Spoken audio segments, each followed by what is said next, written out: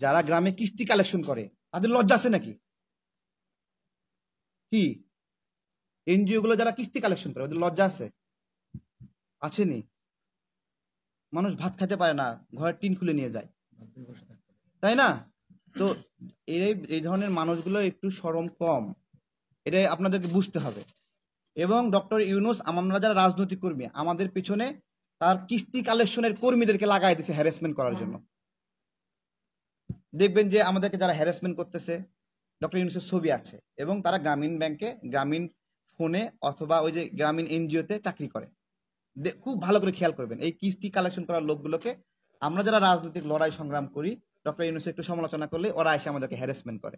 আর ওদের তো লক্ষ লক্ষ লোক, এখন লক্ষ লক্ষ লোক আইসা যদি হ্যারাসমেন্ট করে তাহলে তো এটা মনেই হবে তারেক যা বলে সব মিথ্যা কথা। এখন একটা পোল হচ্ছে, পোলে ভোট পড়ছে 70,000, তাই না? এখন গ্রামীণ ব্যাংকের এর যদি 1 লাখ মানুষ আসে ভোট দেওয়া শুরু করে দেয় তাহলে তো ওইখানে আমি জীবনেও জিতবো না। কিন্তু সারা বাংলাদেশে 18 কোটি মানুষের প্রেক্ষাপট তো এক জিনিস না। ভোটে কেন ডক্টর ইউনূস ফেসবুকে জিততেছে আপনারা বুঝতে পারছেন ঘটনাটা?